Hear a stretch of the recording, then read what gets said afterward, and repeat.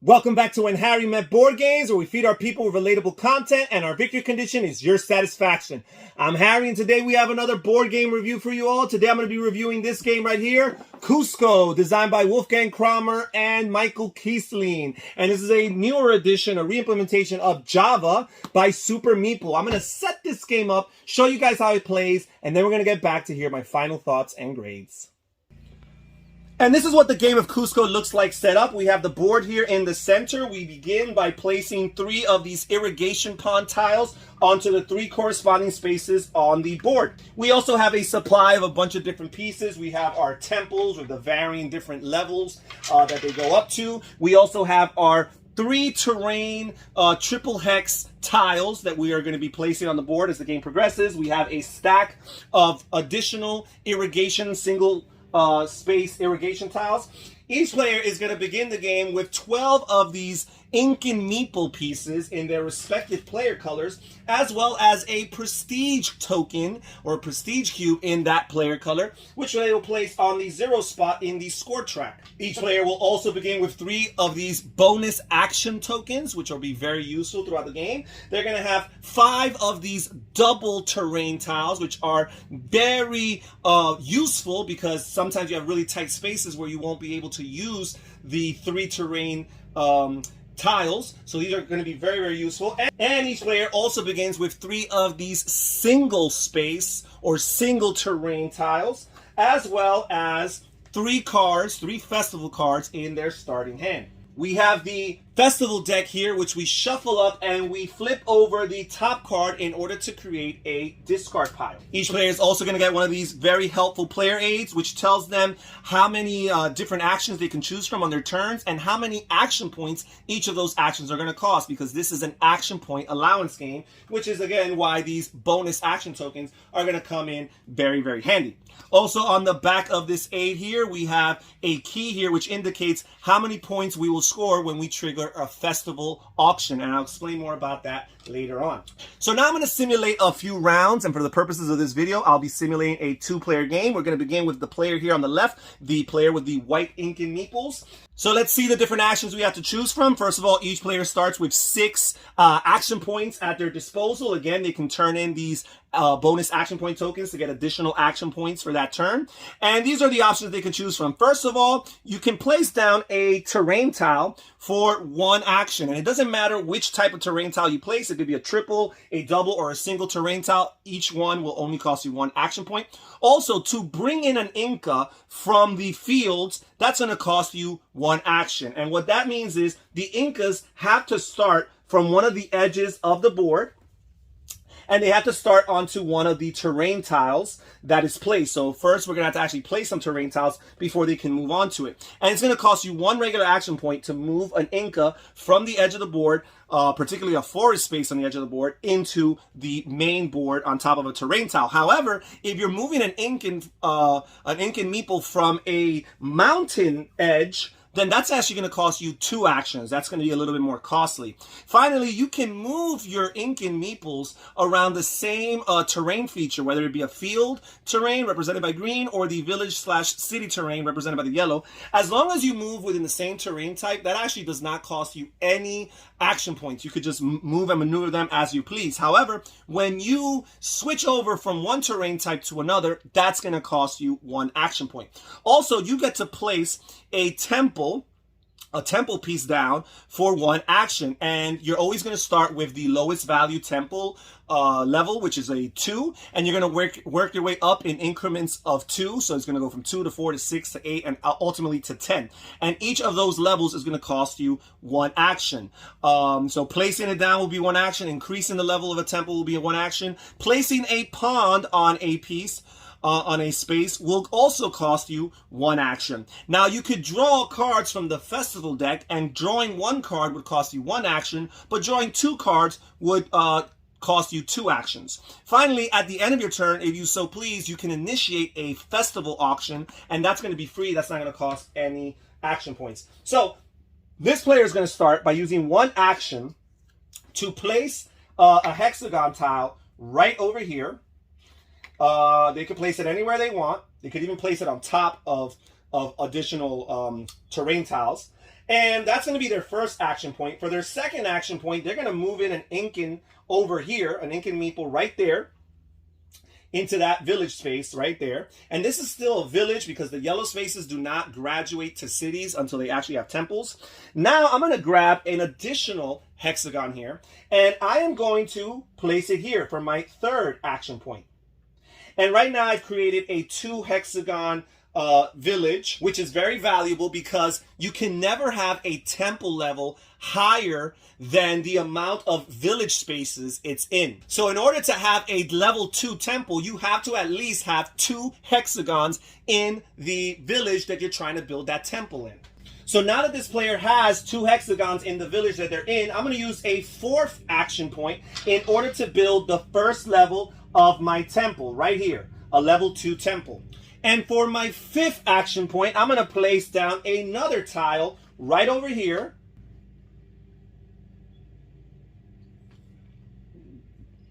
And for my 6th action, I'm going to play yet another triple terrain tile. And the interesting thing about these terrain tiles is not only can you place them in empty spaces, but you can actually place them atop of previously placed tiles. The only particular rule about that is that whenever you place a terrain tile on top of tiles that are underneath it, you cannot overlap it perfectly. For example, you cannot place a triple terrain tile to overlap perfectly on top of another triple terrain tile. You need to place it in over a combination of different tiles. So for example, you could place it here where it's covering multiple tiles instead of just one tile. So again, you can never place a tile directly on top of a previously placed tile to completely overlap it. There has to be some sort of difference. Now I'm gonna place this here just like this, and it doesn't perfectly overlap a previously placed tile.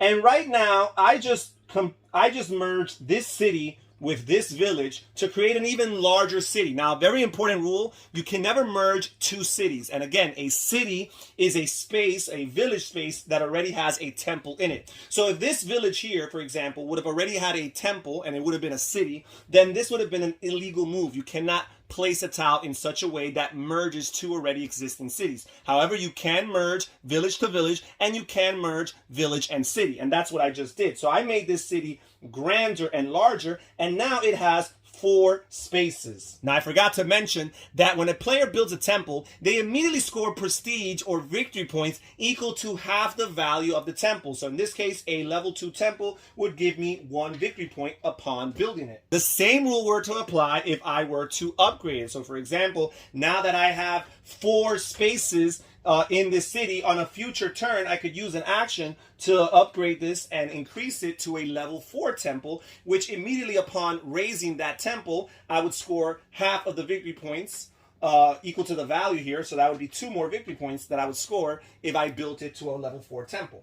Now, a very important concept in this game is the idea of elevation. This game has a 3-dimensional feel to it, not only from a component perspective, but mechanically speaking, because as the Incans maneuver and move around these different village spaces, they're going to be increasing and going up in levels. For example, this tile is ascending. It's higher than the tiles around it. So whichever Incan or whichever player has an Incan meeple that's in the highest space within a city is technically in control of that city and is the only player that can actually continue to increase the temple level in that city.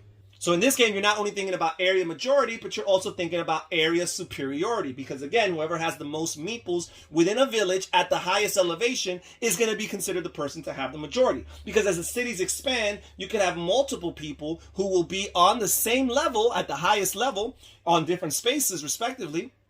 And at that point, if a person has 2 meeples, let's say, at the highest elevation, as opposed to their opponent, who only has 1 at the highest elevation, then that player would classify as being the one who has the majority. Now, if you're ever able to surround a group of irrigation ponds with a bunch of terrain tiles, the moment that you completely surround this cluster of irrigation irrigation tiles. The player who is adjacent to this irrigation pond, but again at the highest elevation, again we're talking about area superiority, that player is going to score 3 victory points for each pond in that cluster or in that group of irrigation ponds. So in this case, we have 4 ponds. That would be 3 times 4, 12 points to a player who happens to be adjacent to it and at the highest elevation. Now let me explain the way a festival or an auction works. At the end of a player's turn, that player can choose to initiate a festival or an auction. And the way it works is players are trying to play cards or bid cards that match the symbol or the item that's on the card that's on the top of the discard pile. So for example, we have this item right here. And players could take turns in auction style, playing 1 card at a time and trying to raise the ante until all players have passed. Once we determine who the winner of the auction is, that player pays the amount of cards that they contributed towards that, and then they're going to score points equal to the level that is on the back of this key. So for example, if one player wins a level 10 auction here, they will score 5 points. Now, very important, any player can contribute or participate in a festival as long as they have one of their Incan meeples in the city in which that festival is being thrown into. They do not necessarily have to have the majority or the superiority in that area. So again, there's lots of ways to score points throughout this game. Every time you build a temple or elevate a temple, you're going to score points equal to half of the temple value. When you surround these irrigation ponds, you're always going to score points, 3 per each of the irrigation pond tiles, as long as you're the player who's at the highest elevation adjacent to that irrigation pond. You're going to score victory points every time you win an auction or a festival. When a player places the final triple terrain tile onto the board, this will trigger the end of the game. Each player will get 1 additional turn where they can spend their 6 action points in order to elevate temple levels or move and maneuver their Incan meeples throughout the board. And they'll participate in 1 additional grand scoring round where they'll score points for having the majority or the superiority in each of the cities. But this time, unlike the rest of the game, they're going to score the full amount of points equal to the temple value instead of just half of those points.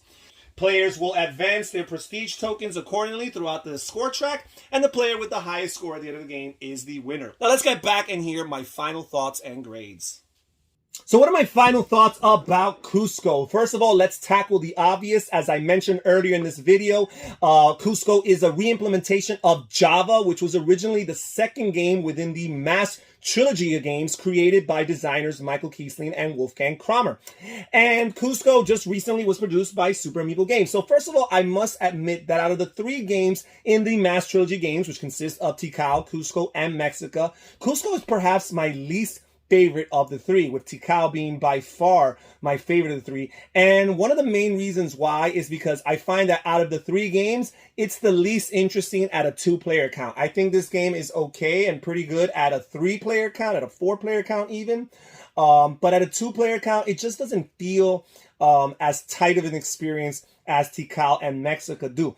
Also, I find that this game could perhaps lend itself to a little bit of AP, analysis paralysis. I have played this game with people who have been paralyzed in their decision-making processes because, yes, figuring out how to place those 3 terrain tiles, to place them on top of another set of tiles, but at the same time not perfectly overlap them. That's a very particular rule, which I think is really cool and really neat.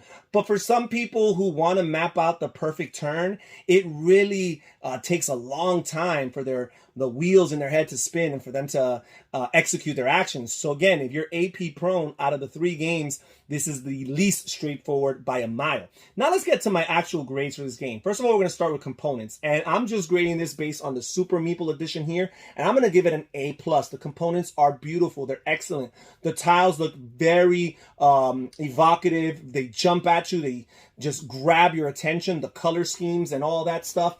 And also the shape and the quality of the tiles is very, very high quality. I also appreciate the box cover art. It's gorgeous. It's a beautiful box cover. And then you've got all the 3-dimensional pieces, namely the temples with the different levels. I find that to be such a cool, alluring table presence when you see this game on the board. And also the fact that you're not only expanding horizontally and in a two-dimensional sense, but you're also expanding the board and growing the board vertically in a three-dimensional sense. All of that adds to its table presence and to its beauty. So I have to give it an A+. Now, as far as theme is concerned, I'm going to give this game a C. This game is not very thematically immersive. I appreciate the ink and theme. I appreciate the artwork and the design from a visual perspective that was used to recreate that kind of world. But from a gameplay perspective, I'm not feeling it as much. Again, when referring to another game in the trilogy, Tikal, I actually find Tikal to be very thematic for a Euro game, but not so much with Cuzco. I'm going to give it a C. It's not the least thematic Euro I've played, but it's certainly nowhere near being the most thematic. Now let's move on to gameplay. For gameplay, I'm going to give this game a solid B+. It's a really good game, but it's not a perfect game by any means.